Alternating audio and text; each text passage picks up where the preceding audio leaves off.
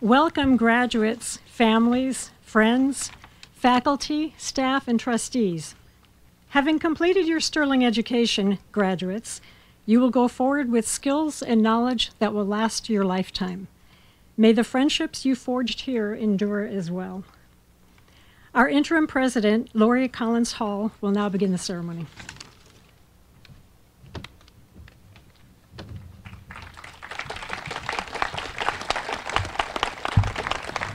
Thank you. Welcome to Sterling College. On behalf of the faculty, the staff, the Board of Advisors, and the Board of Trustees, and many Sterling alum who advance ecological thinking and action every day in our world. I'm excited to welcome you all to the baccalaureate ceremony to celebrate the class of 2023. We also want to express our gratitude to the family members, loved ones, friends who are here, who have supported and prepared these amazing students for the rigors of their Sterling education. You have served as an important source of support and encouragement throughout your students' journey. To students, we congratulate you on hitting this pinnacle of your journey. We treasure this moment to celebrate with you and look forward to the stories of where these and other adventures take you. But for today, I promise you, you will look back this evening and feel this moment has been all too fleeting. You've worked hard to get here.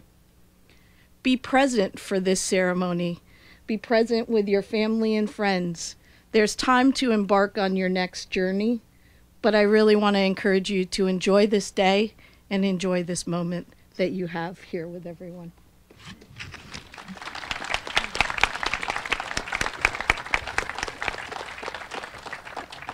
Oh, and I'm supposed to introduce somebody.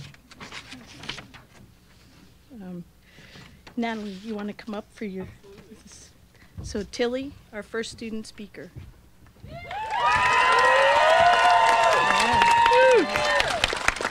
Just 1 second, I gotta unfold this. I've always been known to not use a backpack or a purse, so we're folding it. Can I adjust this a little bit? Okay. Hi, everyone. Okay. Awesome. Before I start my speech, I'm probably gonna cry, so feel welcome to cry as well. All right. So hello and welcome. My name is Natalie Ewens, or almost all of you know me as Tilly, and it is an absolute pleasure and honor to speak to you all on behalf of this group of truly incredible beings. So I started my Sterling journey in the fall of 2019, 18, straight out of high school with a framed portrait of Jerry Garcia in my hand. And with the dream of being a hemp farmer, which to say the least is not where I'm at now. I remember signing up for classes late, as per usual, as I'm quite the procrastinator. I looked through the list, and the only class that would fit into my schedule was Intro to Draft Animal Power Systems. And I looked at the course page, and I was just in shock. To be honest, I was not thrilled about it, and I was really afraid of horses. And so now, 4 years later, I'm graduating with a minor in Draft Animal Power Systems, which is very unexpected. Working on the farm here and growing with this community is an experience that has changed my life and will continue to do so. I recently have been thinking of our community like a big net or a basket that we are all weaving together. Whether it's willow or wool, that's up for your choice, willow or wool. Oops, lost my spot. So our net is as strong as our community is, and let me tell you, we have an incredibly strong net here at Sterling. New individual threads keep being added, and some fall out or move on, but our net still holds us all. And it reminds me of this incredible community that I'm standing in front of today. One page down. And this community, this net has caught me so many times. I had a spring semester here about a year ago that was really hard. I lost my mom halfway through the semester and spent half of it on crutches.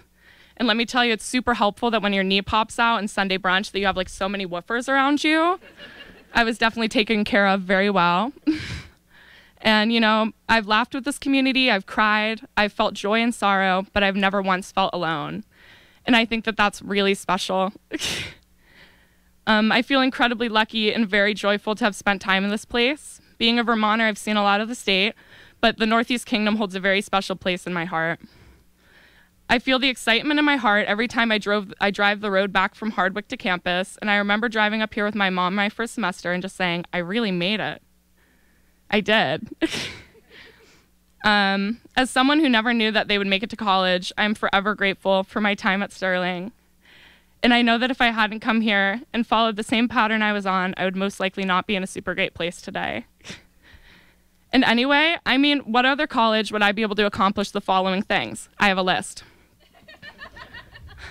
Do a 3-point turn with a draft team up a really small but scary hill. Moxie's seen it. Perform an interpretive dance of tectonic plate subduction. Drive a 1940s draft power mower. Build a log structure. Who thought about that? Get pulled up a sled by a team of baby oxen. Sing and write cowboy ballads for my final. Shout out to Carol. And lastly, this is my favorite one. Fall into a fully iced over horse trough at 6 a.m. in midwinter because I thought I could crack it with my boot.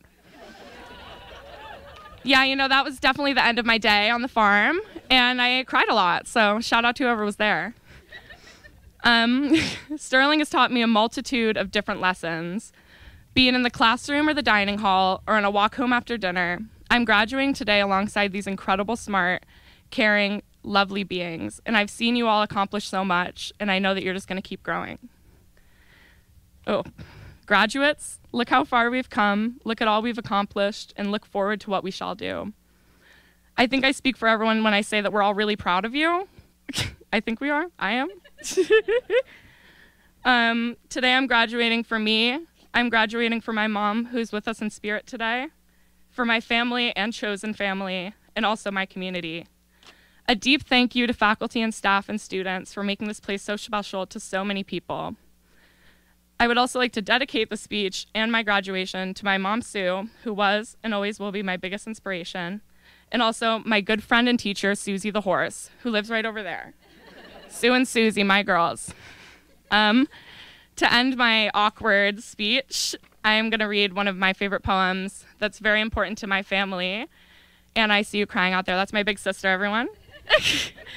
It's very important to my family, and it really, I feel, gives the Sterling vibe. So this is Stopping by the Woods on a Snowy Evening by Robert Frost.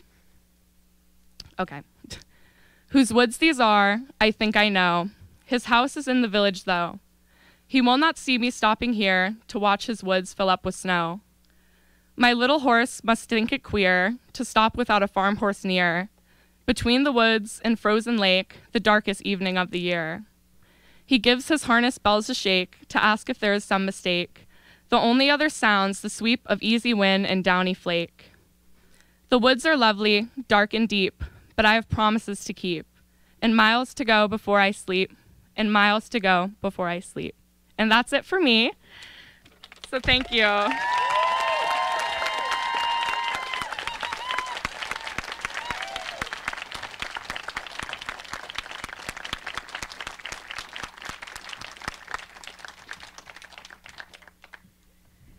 Now we'll introduce our second commencement speaker, Sam Shane.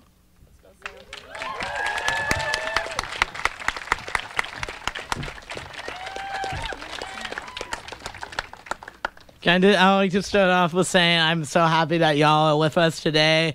I'm extremely grateful that my friends in the back, Z, Declan, Wolfie, Gannon, and Aiden are all here.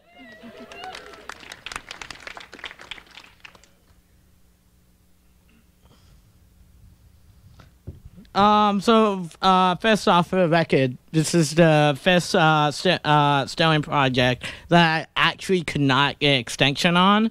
So this is what you get, everybody. So on my laptop, I had a quote by Mark Twain that got me through high school, which was 20 years from now, you'll be more disappointed by the things you didn't do than by the ones you did. And this quote I thought was meaningful, at least when I was in high school, because I was not the best of students. One could almost say I hated school. I really did not like the structure that gave me and this and that. But in my senior year with doing 10 or plus high school credits, which is way more work than a college credit, there was something about it. I was like, I need to push myself. I need to get to Sterling. I need to make it here. And I have looked at that quote off and on and have been like, damn, I'm really grateful for getting through high school and being in college. It's been awesome. But I've been also fortunate enough to be graduating with a class of some of the most caring and compassionate individuals I have ever met.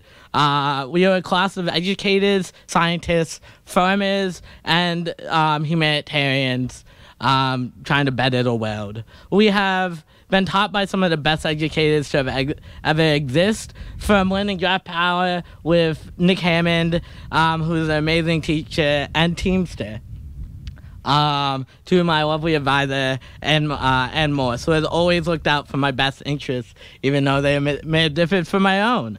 And it's taught me everything from writing reflections to living in the backcountry of the Southwest during a rain to snowstorm. So it was raining as we were hiking in the Superstitions Wilderness, and then as we went up in elevation, in the desert, may I remind you, it switched over to rain/ice, and all of us were out there, in lovely desert wear, being like, yeah, I think that New England winter. No, New England winter found us. Don't mess with my nature, my friends. Man has just been a badass educator and mentor, and I am very grateful for the times that we have shared. And I also like to thank my role models, Josh Boston, David Gilligan, Laura Beebe, and my amazing professor, John Zaber, who have been some of the greatest humans I've known and have taught with compassion and with love. I'm very grateful for the time that I spent on the Southwest. I'm very grateful for all the time I have spent on the Southwest. It has taught me backcountry skills and allowed me to find a new confidence in myself. And that has turned into, that same year, I did an internship for the state of Vermont doing trail work. And the skills I've learned about being able to cook and eat and sleep comfortably in the backcountry became in great use and were the basic skills I used for that internship. which was building trails, which is another passion of mine. So I'm extremely thankful for the Southwest Field Semester for setting me up on some of the lesser glamorous or equally as glamorous as you would skills of the day-to-day life of how to be a backcountry trail worker. Growing up, I wanted to be many things. I wanted to learn many skills, from using a chainsaw to knit to how to be a farmer. In high school, I really wanted to drop out and hike the AT, and my Sterling education has taught me many of the skills I need to be successful in these endeavors. I'm extremely grateful for my past 20 years in education. I started in preschool, and it wasn't until I went to school at Open Field School for the first grade that I grew to love education and to be grateful for the experiences I had in education. These experiences were facilitated by the founder of the school, Jean All, who has passed, Mary Layton, and Karen Chris, who were some of the most, who have taught me in my formative years. It was during the last year of Open Fields, when I was around 12, that my favorite teacher in the world, Jean All, died from cancer. And that experience with death impacted me because I deeply cared about my educator. I deeply care about this individual who has taught me so much. That education was a pivotal moment for me, because looking back and now studying education is an act of love. John Zabel would introduce me to a quote by Pablo Freire: "Education is an act of courage, thus an act of love." And education, it's just an amazing opportunity for people. It got us, whether we dropped out, whether we did something else, we all are skilled in many different ways, whether it's a formal education, a technical school, or even just a basic high school education. But we all have great mentors out there who have got us into the niche passions we all fall and chase. And that is because somebody took time to be a wonderful educator for us. My mom is a special educator with a degree in speech pathology, and my father taught at CCV, teaching computer science to students. So I guess I have followed in the footsteps of my parents, and have followed them into becoming an educator myself. Although for all those that have taught me, you have left an impact on my life. You have done the great work of educators, whether formally or informally, in or out of the classroom. One time I failed a John Xavier class and an Ann Morris class at the same time. I thought it was the end of the world, and I was so devastated. I was like, oh, maybe I'm not ready for college. Maybe I'm not.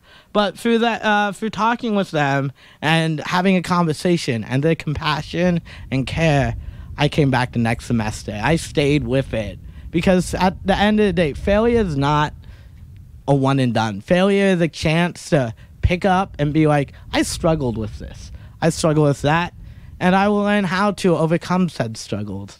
It's a chance for a new beginning. Every semester you come back. Every moment you take, you have the chance to begin where you left off. We all have, over our time here at Sterling, have had the experiences like this, in one form or another, that allowed us to grow to the persons that we thought we could be and that we are now. Sterling College is one of the best colleges to fail at, to struggle at, to overcome at. Because Sterling, here at Sterling, we have had the opportunity to transform ourselves into the awesome, badass people we are. We have the opportunities to help ourselves, and equally as important, help each other. I have had my good buddy Coral, who has helped me with being able to read the notes for classes from Northwoods to Vertebrates. And it has been a great TA in Watersheds. Thanks, dude. I wouldn't be able to do it without you. But this class is like a family. We come in because we all are graduates. We all came here, and this is a community of love and compassion. We all came here to find a path for ourselves. We sought out for success, and we found a community in the process. We have lifted each other up, and I will say it, these lovely fellow graduates of mine, they're more than friends. They're like family to me. It might be family that comes around every once a year or something like that, but we still look out for one another. So I am incredibly proud of my fellow graduates. For when I started in 2018, a lot of my fellow classmates dropped out, and it happens, but together, we have overcome, we have made varying degrees of sacrifice and dreams of getting a degree. We all have experiences, friends coming and going, but we are not without them. They are off chasing dreams of their own. My good friends, Rose and Val, who were here for a formative time, are off chasing their own dreams. And I miss them, but I'm happy to be here with y'all. A chance that we are all soon going to have our own, have for ourselves. We are going to have a chance to change the world, a chance to extend the values and principles we hold to ourselves here at Sterling. We can bring them to a wider community. We can bring them out there. We are the change you want to see in the world. So go out and do some badass shit and change the world for the better. Thank you.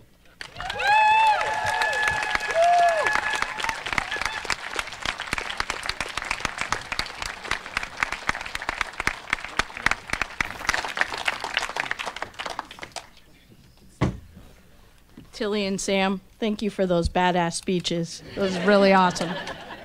Thank you. Now I want to introduce for our musical interlude, Tilly, Ren, and Lily, all from the class of 24. Awesome. 23 and 24, sorry. Laura Lee, where am I performing? Woo!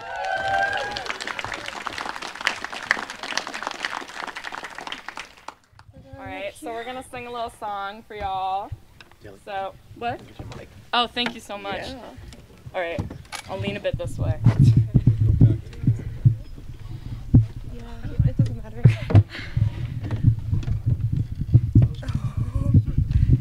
There you go. Are we good? All right, so me and these two beautiful beings are gonna sing Rang Tang Ring Tune by Mountain Man.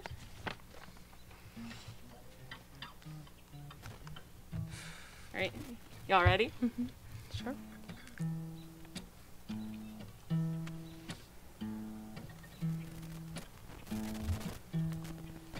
Beans boil in the pot, I'm dancing from room to room.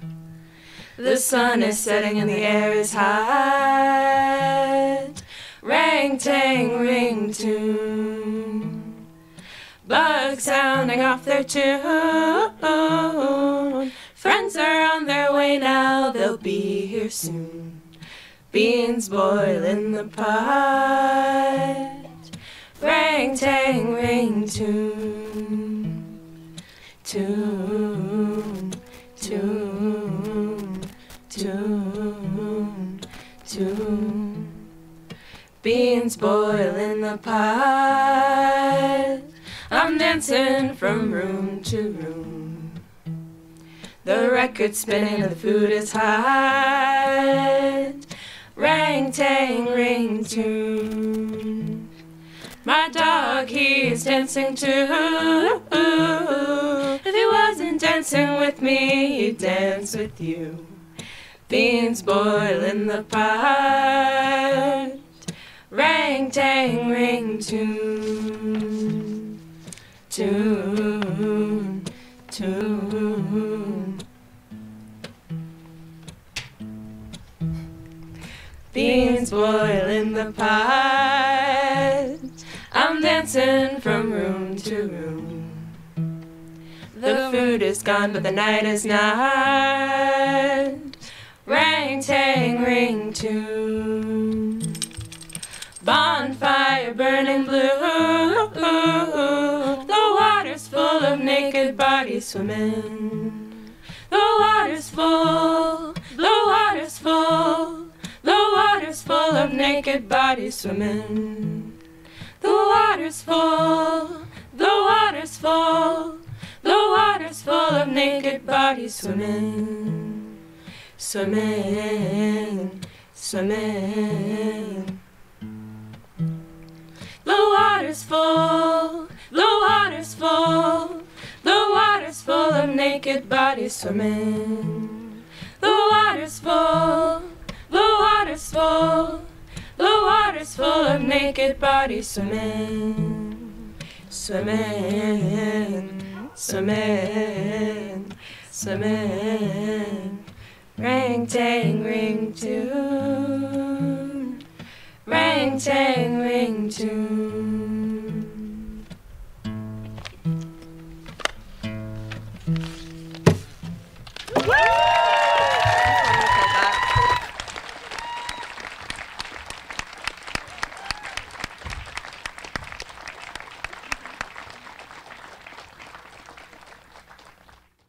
Wow.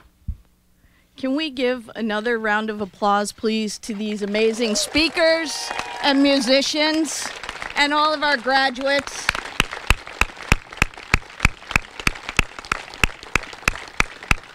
Really beautiful. Thank you for that amazing musical interlude. At this time, I'd like to invite Reed Bryant, class of 2000 and former trustee, to the stage to introduce our commencement speaker.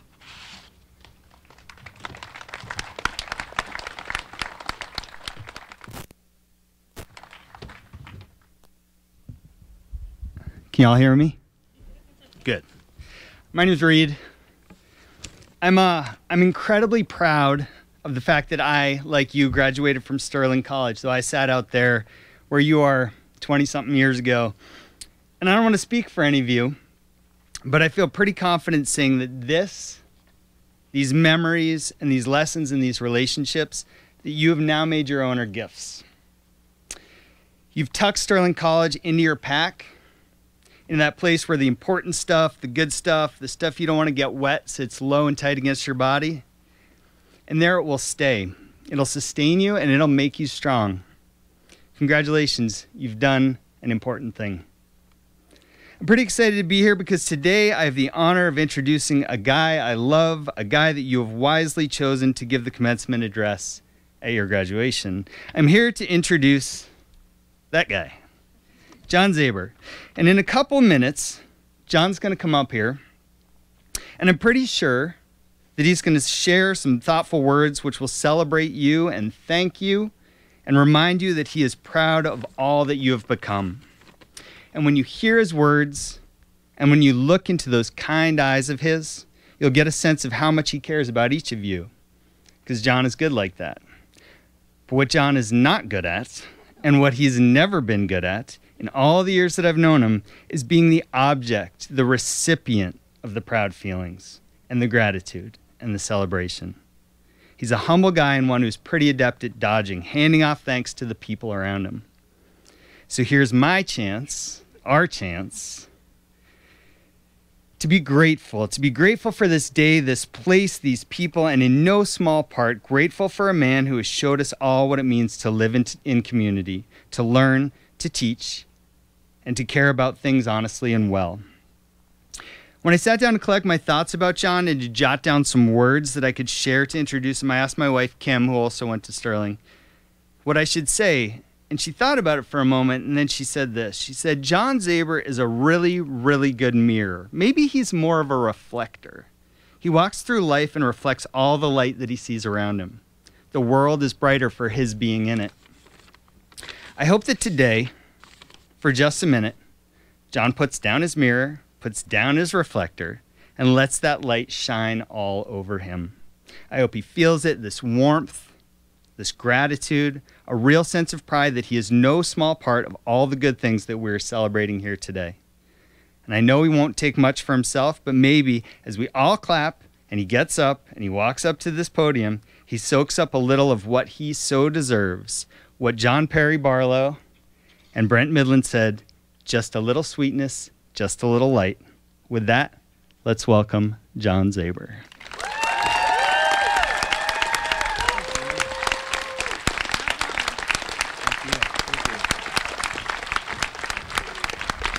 I have to get myself in order here, so just hang on a second.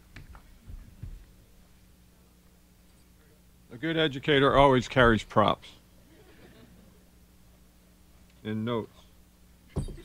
And in case I start to fade out, there's Tim. Are you in the audience? Tim's out there to remind me to speak up. So if you hear someone yell, louder, it's not someone well, maybe he's harassing me. But thanks, Reed. Thank you, everybody.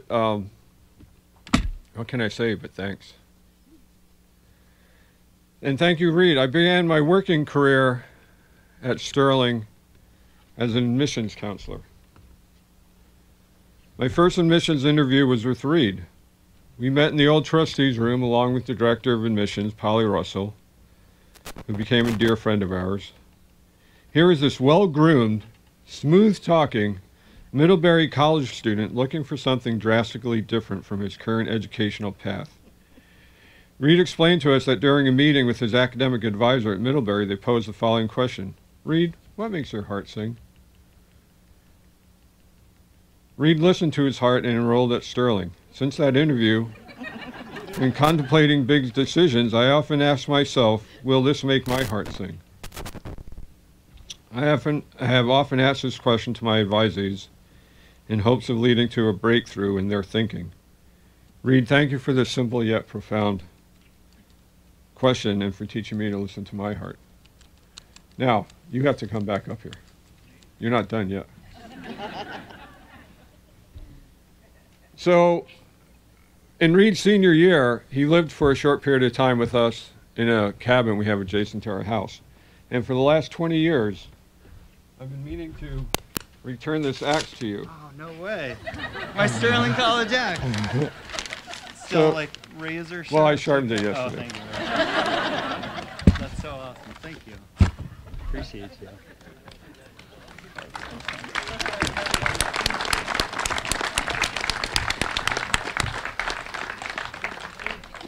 It may take me 20 years, but I'll eventually get things back to the right people. 20 years.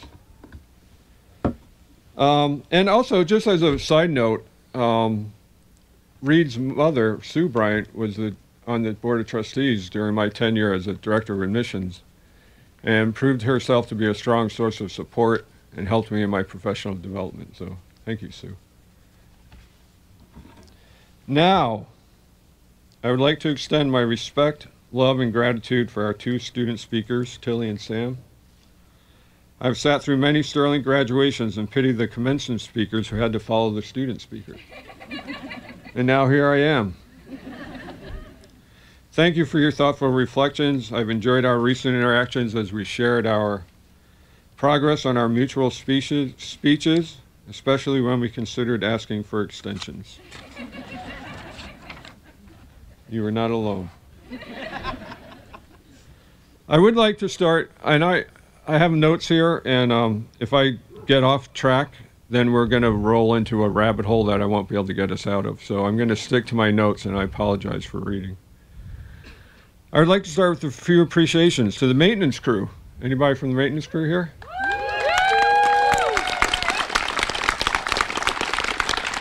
Thank you for grooming the campus and putting this whole set together. You may be few, but you're fierce.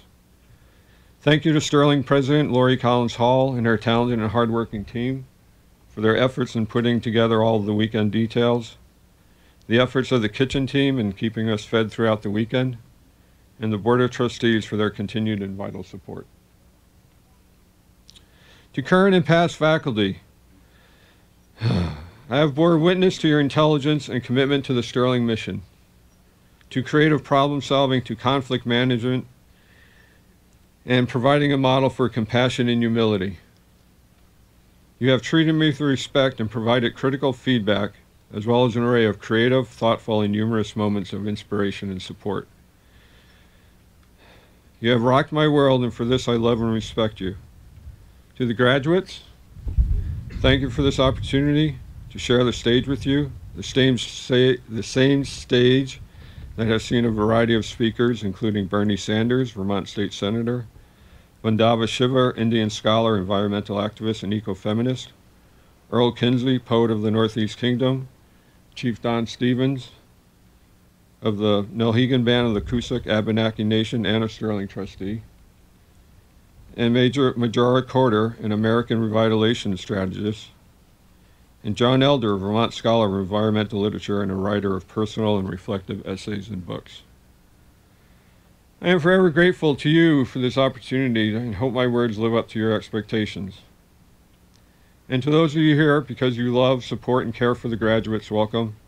To my family, did they make it? Oh yeah, there you are. Our neighbors, the alums, and friends, I am grateful for your continued presence in my life. And thank you for being here today and the instrumental and supportive role you continue to play in my life. Special thanks to Farley, my wife, partner in life.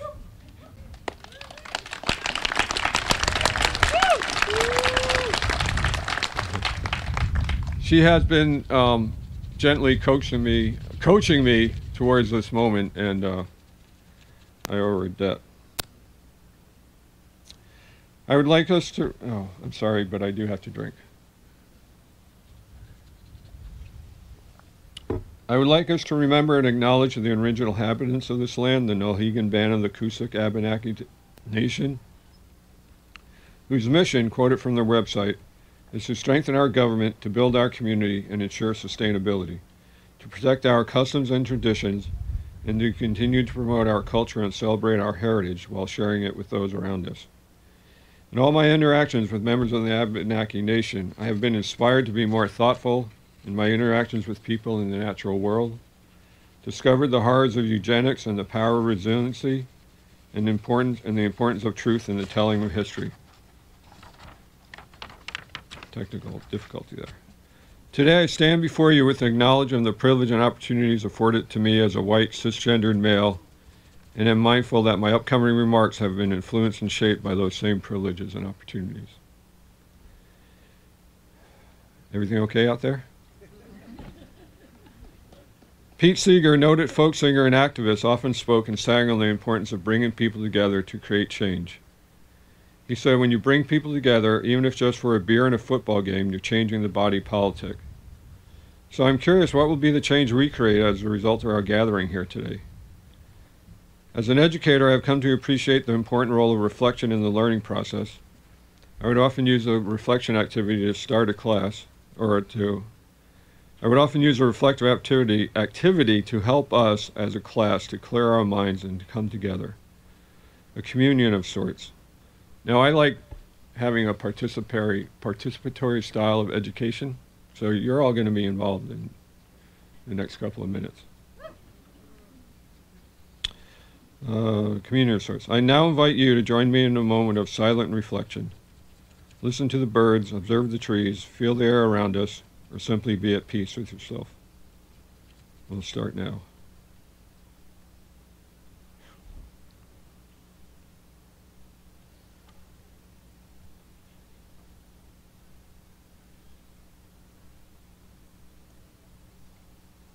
Now, what I would like you to do is to form a big circle and we'll have a lap sit. Please turn, so turn to your neighbor, and if you don't know your neighbor, introduce yourself to your neighbor.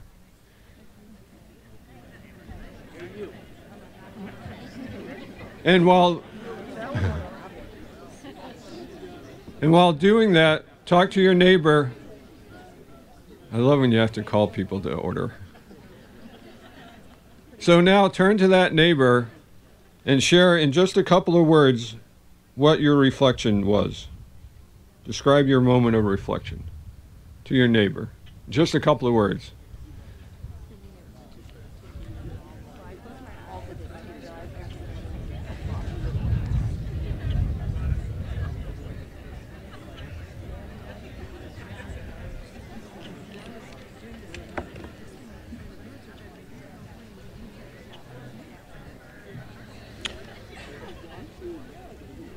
Okay, let's come back together. And if there are a couple of brave souls that would like to stand up and just share what you just shared with your neighbor? Should have had somebody planted in the audience. Anybody, just stand up.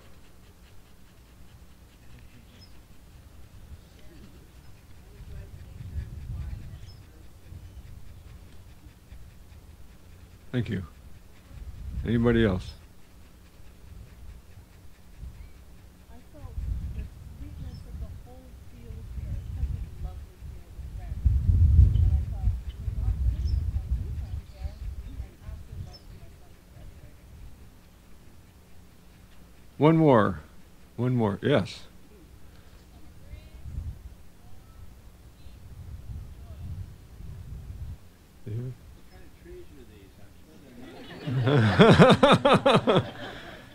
These Lombardy poplars?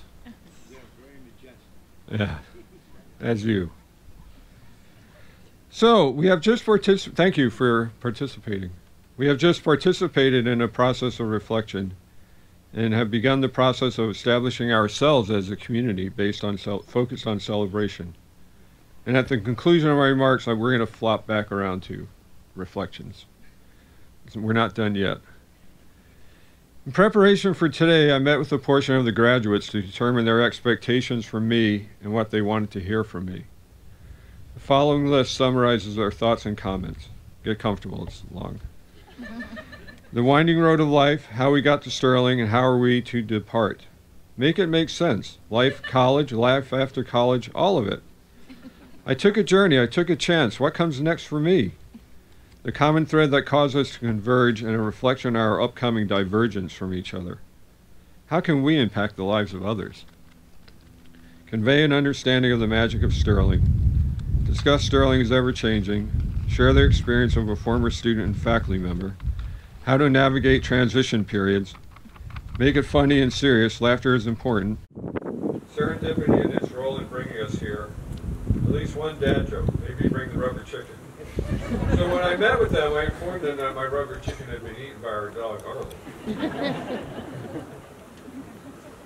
But he only ate one leg.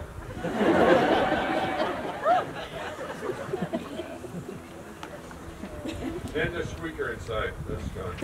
So anyhow, and that's Bruno. The different eras of Sterling include the audience and provide context for what makes Sterling so special. The thread, common culture, the hidden curriculum, social engagement, community, how we speak to one another. How do we bring Sterling and the meaning of our experience into our lives beyond Sterling? Doing things that seem easy can actually be incredibly difficult, and there is meaning in that. Ecological niches are important. This is why I love Sterling students. Witnessed by their breadth and depth of their thinking and concern for others in the environment.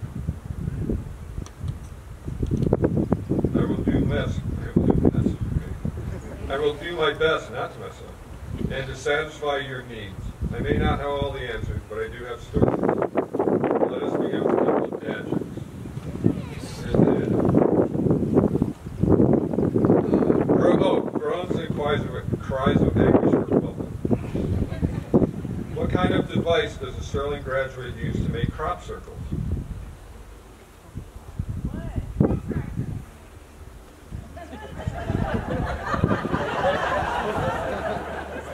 You just won a hat. The answer was a protractor. One more. Sterling graduates. Did you know that?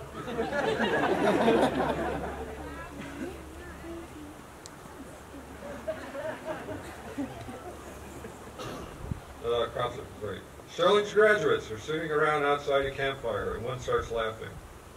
The others ask, "What's so funny?" The giggling grad says, "I can't tell you, it's an inside joke." They were sitting outside.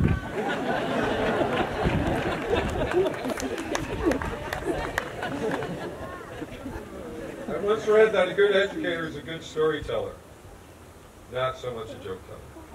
So let me begin with my story. How much time do we have? I was born in a small, quaint village in New York called Brooklyn. You may have heard of it. Leading into my high school years, I became disgruntled with city life and could not ponder staying in the city for the rest of my life. My heart was not city. 2 days after my high school graduation, I loaded myself and a book crate full of albums onto a Greyhound bus bound for the hills of Pennsylvania. 2 years later, I found myself in the Coast Guard heading to such places as Kodiak Island, Bering Sea, and eventually landing on the southwest coast of Washington State where the Columbia River and Pacific Ocean meet, known as the graveyard of the Pacific. On a spit of land known as Cape Disappointment. I never put those two together until now. It sounds pretty dismal. In the spring of 1982, I was preparing for my upcoming discharge and beginning to explore options. During this time, I was reading Helen and Scott Nearing's Living and Loving the Good Life. Rodale Press published the books that fueled my thinking on healthy lifestyles, bicycle touring, and community living, while enjoying the vegetarian recipes of the Loose Food Cookbook. While all this was causing me to ruminate on my next steps, a good friend of mine, Tammy's not here, but a friend of Tammy. Was in the Northeast with a partner to meet up with a former college friend. The friend was interested in purchasing land in Vermont and during their travels stumbled across Sterling. Upon Tammy's return to Washington, she eagerly told me about her discovery. Tammy applied and was accepted, and upon her arrival at Sterling, began to send me recruitment material. The ideas of rural life, self-sustainable practices, and a small interdependent community led me to apply. Despite a dismal high school performance, Sterling recognizes my potential. Now, I would like to reveal who that mysterious friend is from the Northeast. And he's Patron Vogel's husband, our recently retired librarian. Husband, Brian. And it has only been in the past couple of years that this connection was discovered. Were it not for Brian, I would be without Farley, our daughter Constance, the many friends and colleagues I've come to know and love, and the life I now live. So, if Brian's here, thank you. Thank you.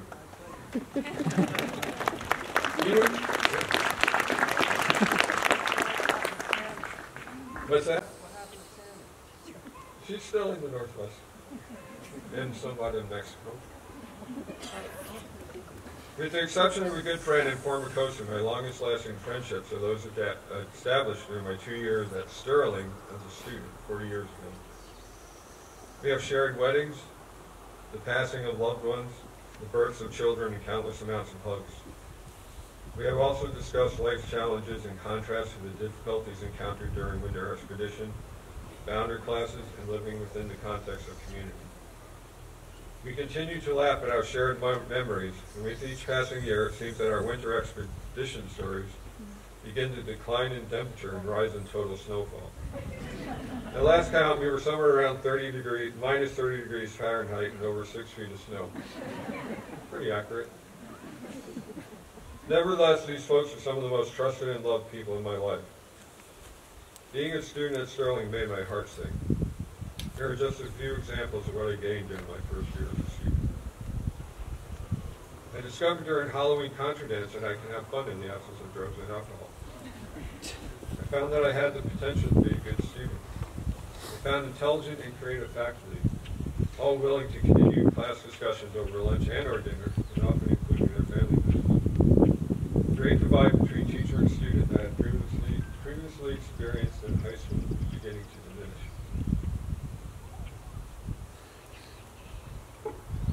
Weekly saunas inspired and reminded me of the importance of self-care. Most important during a Sterling dance party held in the dining hall. Steve Wright, who was a faculty member at the time and dance organizer, pointed at Farley me and said, "You two, dance."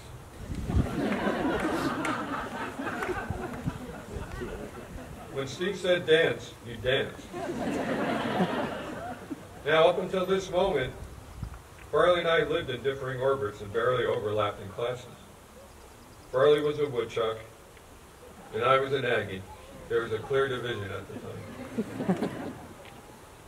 Anyhow, the dance we were recruited for was a twist competition. Does anybody need an explanation of the dance twist? Show us! Demonstration is kind of... Stick with me and I'll It'll come to you. I have to do those generational check-ins. I knew I was in trouble when during one of my last classes I played a Rolling Stone song that I traditionally played as an introduction for one of my classes. You know, the students were like, Eagles?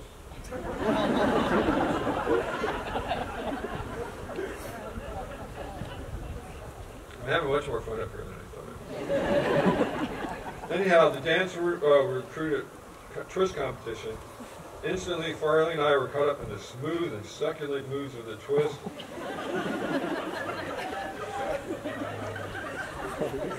Leading to our first shared crowning achievement, twist champions.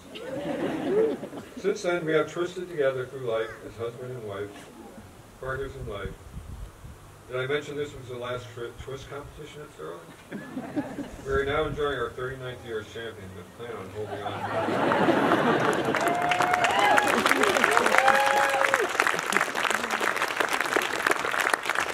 So anybody that wants to challenge us, the line forms. Also during that first year, faculty member Ross Morgan shared with me a copy of N. Scott Peck's book, The Road Less Traveled. Here I discovered the concept of resilience and the capacity of humans to self-right and steady ourselves during times of turmoil and strife. To this day, resilience theory continues to influence my perspective of the human condition and served as a vital element in the design and delivery of the various curricula I presented to students. All this happened within the span of 9 months, and I was just starting on this journey of education. And knowingly, at the age of 24, I was starting to develop a foundation of people and experiences that would support me in my journey to who I am today. One of those instrumental folks is Reed Bryant, and that simple question, what makes your heart sing, really began to dance inside me and helped form the foundation of my remarks for today. In recent years, I have often described my life as a serendipitous path. Recently, I've been made by the impacts that people, events, and circumstances have had on me and have helped to form me. Bell Hooks, described by the ethnic reader as one of the 100 visionaries who can change your life, in her book All About Love, New Visions, writes, we find ourselves in the right place at the right time, ready and able to receive blessings without knowing just how we got there. Often we look at advance retrospectively and trace a pattern, one that allows us to intuitively recognize the presence of an unforeseen spirit guiding and directing our path. So Bell affirmed my thinking. I was satisfied with this serendipitous perspective of my life. Life is good. While reading Rinkard Buck's account of his building a wooden flatboat and floating down the Ohio and Mississippi rivers in his book, Life on the Mississippi, he reflects on the kindness of strangers and the unsolicited offers of help and support he received throughout his journey. Rinkard says, I marveled at how randomly luck seemed to fall to those who dream. Luck seemed to fall to those who dream. This seemed to support Bell's thinking on serendipity, but also added the concept of dreaming to my thinking. After all, my dreams led me out of Brooklyn to the Coast Guard and eventually to Sterling. My dreams of helping disenfranchised youth influenced much of my teaching pedagogy. However, something did not feel complete. What was I missing? At 1 o'clock one morning, it hit me. I'd overlooked me. Did I play some role along the way? As I look back over my time at Sterling, both as a student and employee, I'm struck by the role that my colleagues and students have played in bringing me to this stage. You have perhaps recognized me as trustworthy, someone capable of assisting students to carry their thoughts from the classroom to the world, or maybe you just like them. I don't know, but I brought something to the table, and you liked what you saw. I'm grateful to those who saw something in me when I was unwilling and or unable to recognize my own skills and talents. Nevertheless, I am just beginning now to celebrate the role of me in my life. So I ask you, the graduates, to take some time today or in the coming days to stop and recognize what you have brought to this metaphorical table and what makes your heart sing.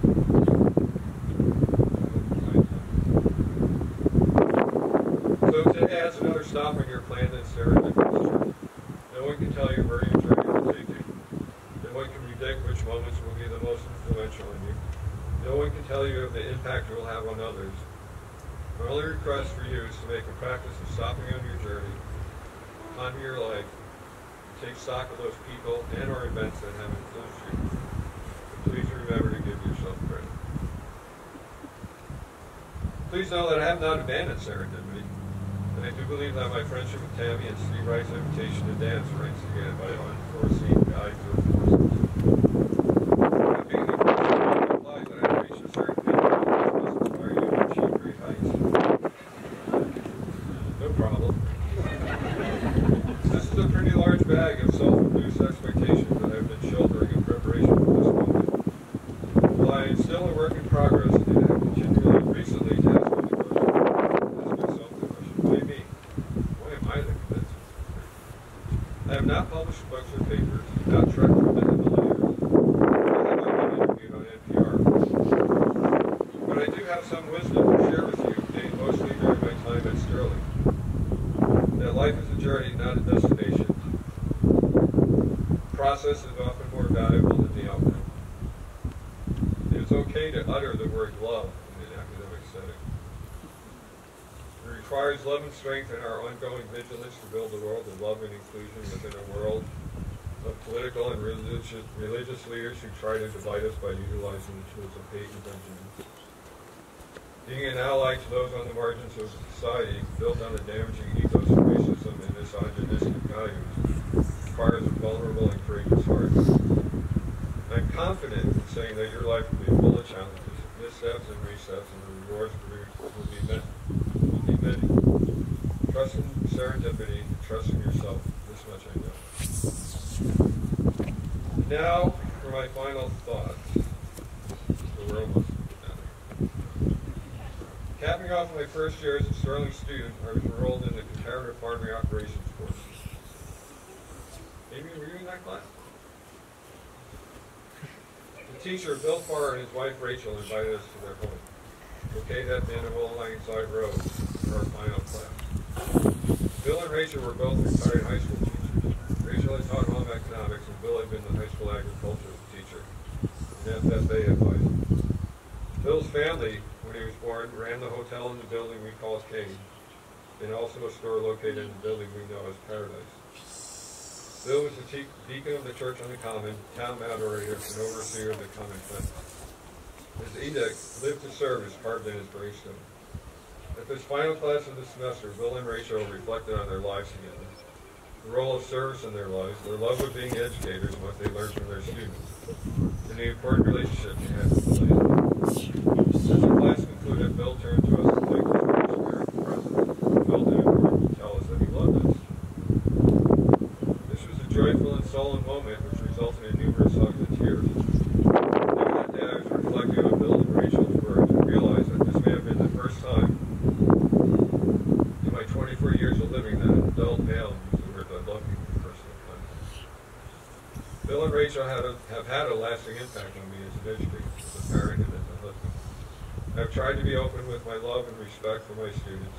I just hope you have received my trust and my hope I have made clear the love I have for Sterling, and for those that have come before us, or with us today, and for those who come. Now, you may be wondering, whatever happened to Pete Seeger, body politic, and our ability to influence the body politic? I invite us all to sit once again in silence and reflect on what has made your heart sing this weekend. And when you have captured your singing heart, think about a message you would like to share with a loved one, the next door neighbor of the universe.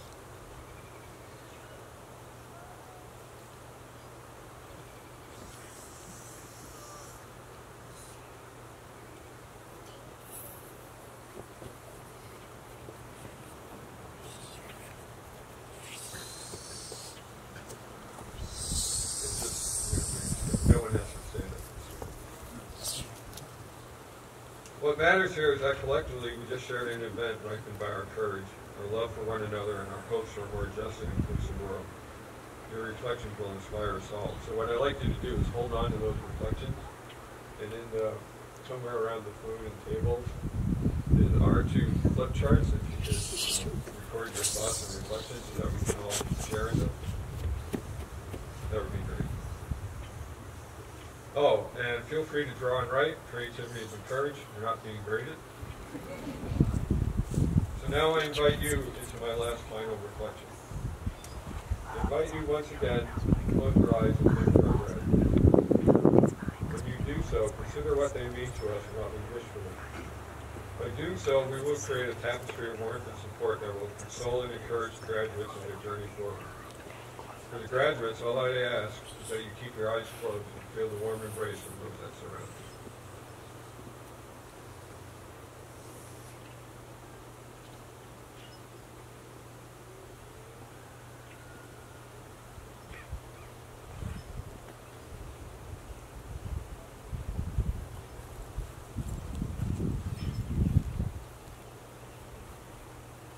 Once again, this is our gift to you.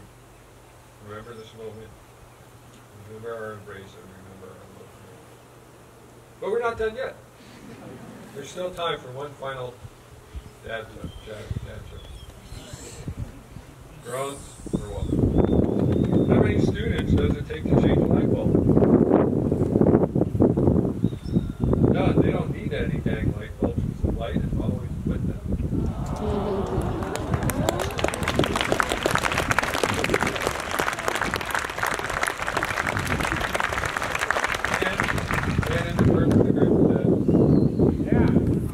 Love lights and let them shine, let them shine, let them shine. Thank you.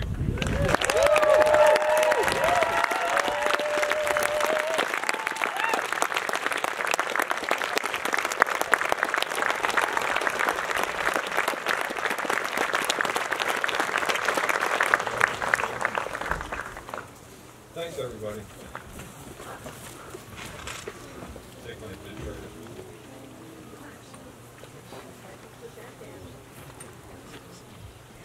And then ask you, John, if you would stand up here for another moment. I'm a little short for that. Stand up here for a moment so that we can embrace you and honor you. Love and commitment for the natural world, experiential education in the outdoors, and diversity and inclusion have inspired generations of Sterling students. You have made a life of lifting up Sterling values for place-based and applied learning embodied through hard work and practice. Retiring after 25 years, the lives you have touched and your contributions have been innumerable. First, joining Sterling as an admissions counselor, you were quickly promoted to director 2 years later, where you led the college admissions by making meaningful connections with students, extending student-centered invitations so that they may choose to discover the unique experiences Sterling had to offer. Having brought so many to Sterling, 6 years later, your mentorship attended to enrolled students exclusively as a dean of students and faculty member in outdoor education. As a dean, you understood the value of each student and considered it your personal mission to individually guide each of them on their Sterling journey. Drawn by your passion for teaching and mentoring students, you moved to a full-time teaching role in 2010. As an educator and student mentor, advisor, advocate, you widely acknowledged the alumni community and provided an academic education that encouraged students to become students of life. You encourage students to consider how they learn, how others learn, and the importance of context and culture as influencers of that learning process, and to access their education. Serving as the Director of Learning Support seemed like, and particularly assisting those with learning differences, was the natural conclusion for your time in Sterling. Throughout your career, you have shared with students the importance of living authentic lives, steeped in their values, and to emphasize care, compassion, and love in all the ways that you do. You are a person who leads by example, and your examples are stellar. Indeed, a tribute to nearly 3 decades of thoughtful leadership and steadfast student-centered approach, outstanding generosity, and an unflagging commitment. Today, the entire college joins in expressing its immense gratitude for the exceptional gifts, talents, generosity of spirit you have bestowed on the institution. As so, John Zaber, by the authority vested in me by the Board of Trustees of Sterling College and delegated to them by the state of Vermont, I am pleased to award you on this day an honorary degree of Doctor of Humane Letters with all the rights, responsibilities, privileges, and honors thereof to appertain.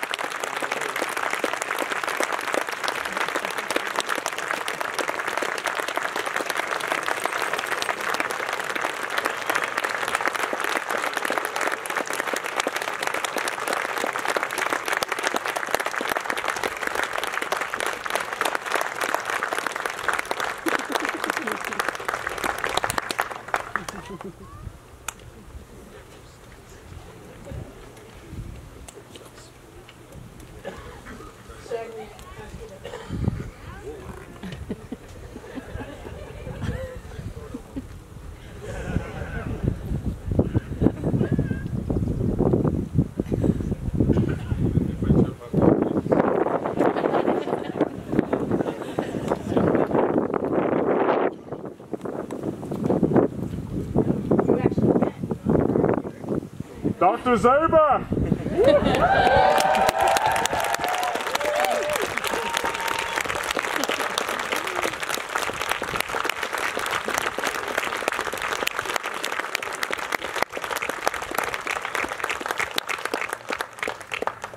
It only took 27 years to get this degree, so those of you on the long haul, you'll get there.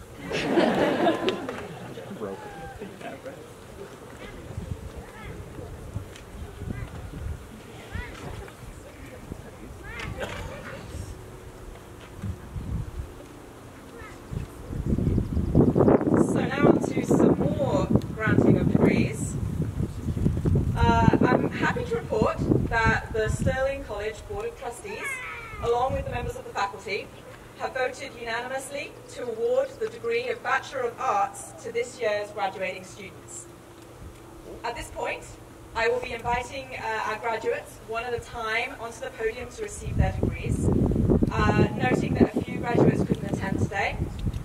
I'll be reading out everybody's names and then a short blurb about that student, so please hold your applause until the end of the blurb. Dasha Aho. Dasha is graduating with a major in environmental humanities and a minor in natural history. During her time at Sterling, Dasha's coursework focused on craft, particularly fibre and basketry work, ecology, and community resilience.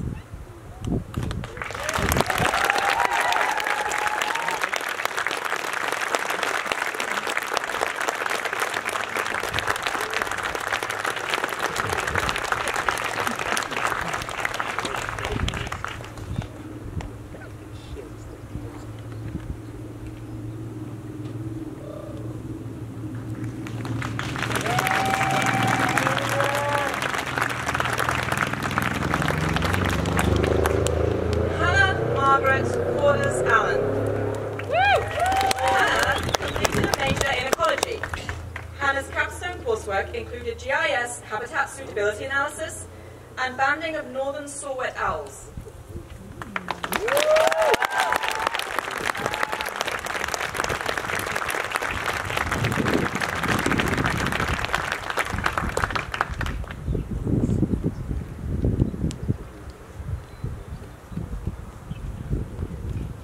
Jake Applegate.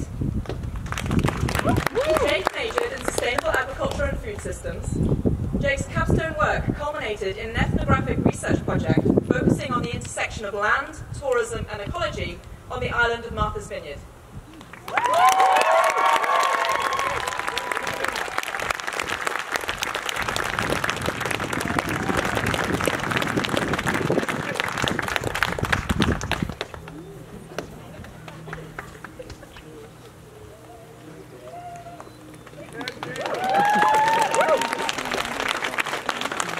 Liz Cabrera. Liz majored in outdoor education. Through her senior year research project titled Finding Hope, Toni Morrison and Fiction Writing, Liz explored Morrison's The Bluest Eye in the context of racism and images of beauty in US popular culture.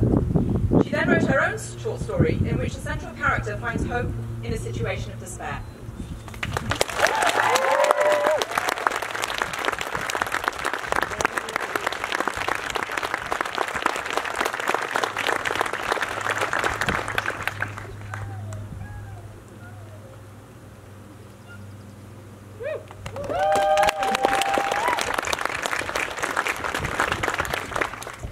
Chase. Hannah is graduating with a major in sustainable agriculture and food systems. Hannah's capstone study focused on sustainable and ecological soy production intended for value-added foods.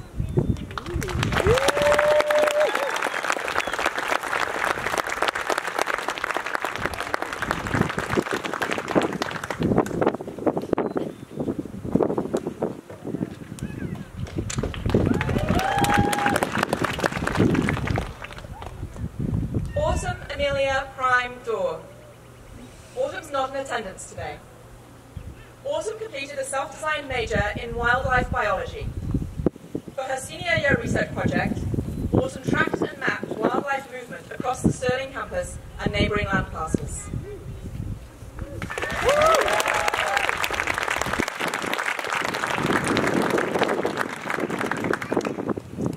Anna Sydney Dye. Anna graduates with a major in outdoor education.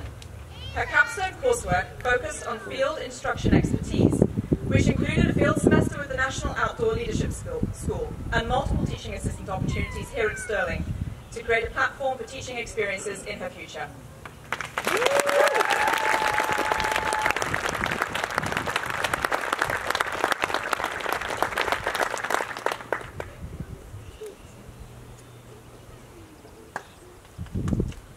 Natalie Virginia Ewens.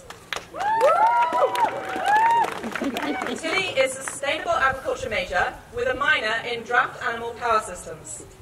Their upper level coursework focused on livestock and draft animal care.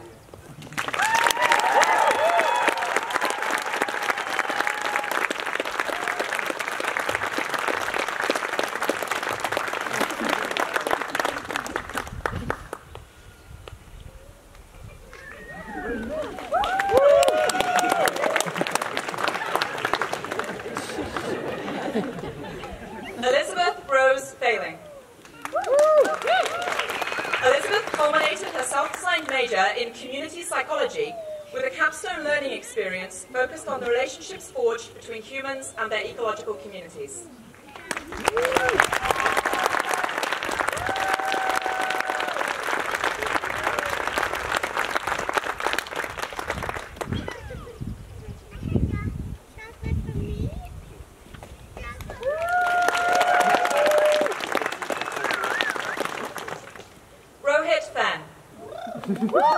Rohit completed an ecology major. For his senior year research project, Rohit created a primer on high-integrity carbon credits and above-ground carbon estimation via drone photogrammetry.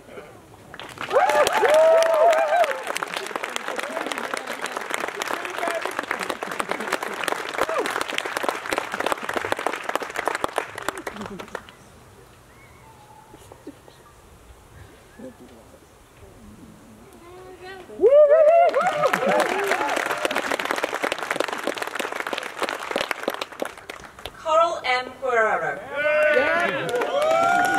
Coral is graduating with an ecology major with an emphasis in natural resource management.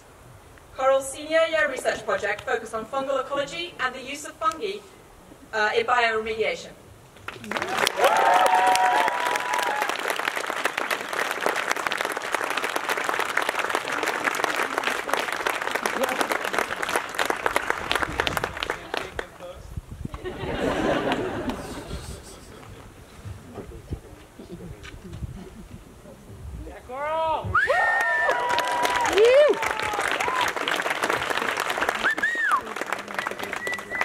John A. Gunterman. John majored in sustainable food systems and focused his studies on restoration agriculture and draft animal power systems. John's upper-level coursework focused on ex situ conservation of endangered indigenous crops.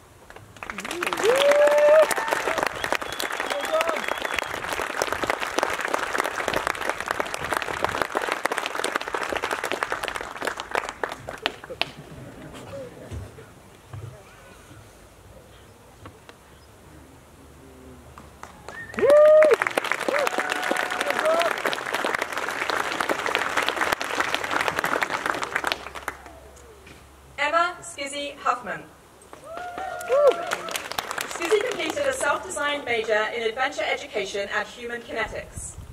Skizzy's capstone coursework helped her build an in-depth understanding of mental, physical, social, financial, spiritual, environmental, and vocational wellness in relation to outdoor education and recreation.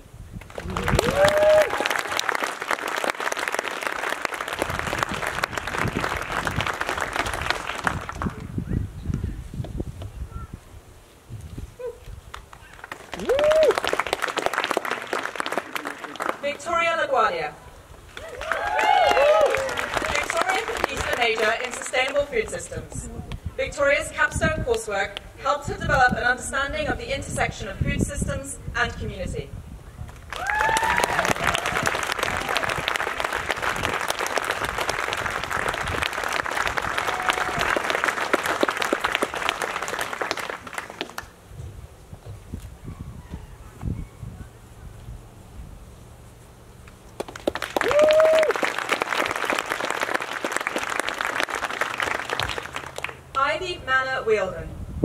Ivy's not in attendance today. Ivy majored in sustainable agriculture and food systems. Ivy's capstone project was an ecological design and build project in which she felled trees, worked with draft power, and milled harvest local timber with which she built an outhouse.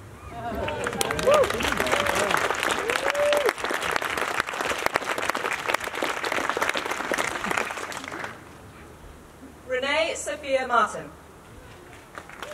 Red graduates with a major in ecology. Their senior year research project explored the connections humans facilitate with the natural world and how these connections influence the understanding of the human experience through an ecological lens.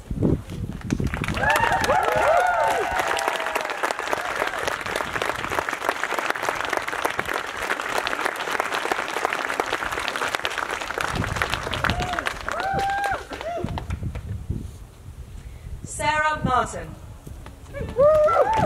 Sarah is completing a self-designed major in environmental education. Her capstone project was called Place-Based Environmental Education Curriculum Adjustment for All Ages. For this project, Sarah designed 3 sequential lessons about winter ecology in the Northeast Kingdom and taught them to grades K through 12 plus the Craftsbury community.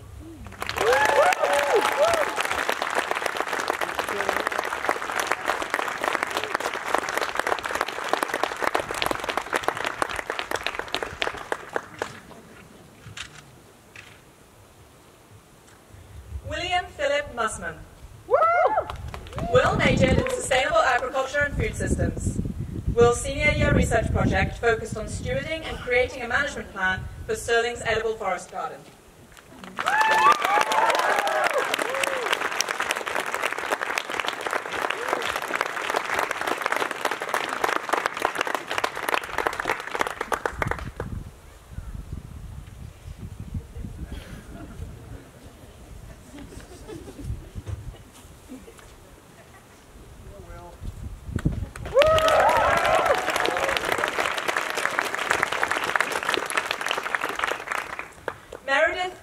Nickel. Meredith is graduating with a major in environmental humanities. Meredith's coursework focused on human lifeways, expression, organization, and creativity within an ecological context, and asked the question, how do we relate to our human and earthly communities throughout time?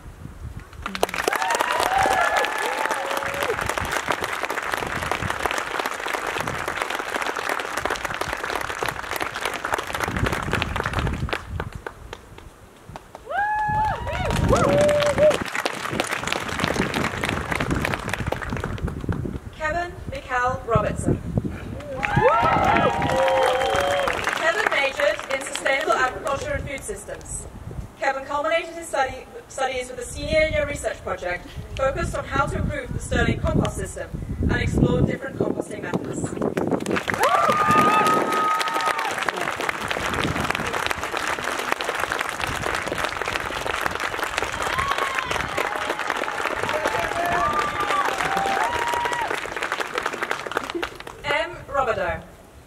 M is not in attendance today. M completed a major in ecology and a minor in education studies. M's upper-level coursework focused on ecology, social systems, cultural influences, and landscape management.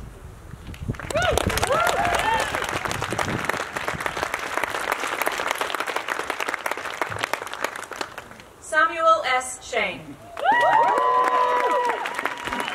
Sam graduates with a major in outdoor education and a minor in natural history.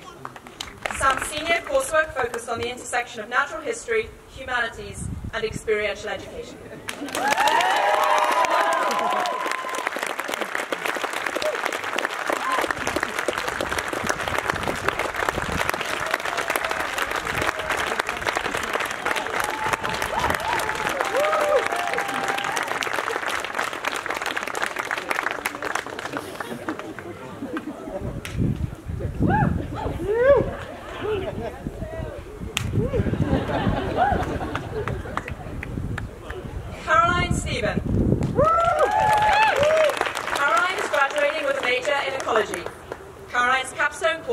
Examined interconnected areas of learning, including GIS, climate change, and plant science.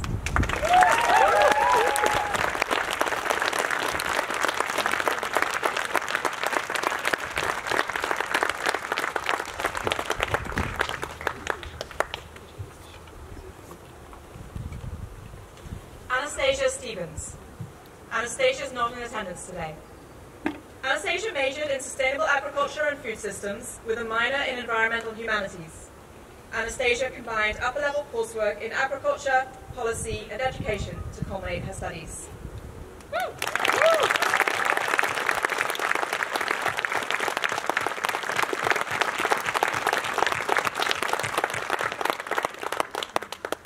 It is my distinct honor and pleasure to present to you the graduating class of 2023.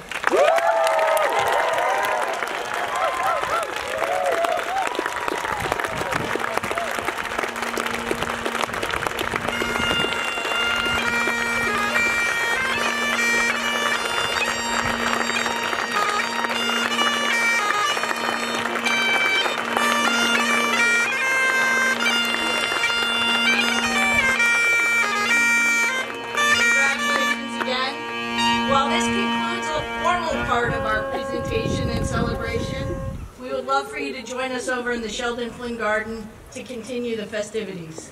Thank you, everyone.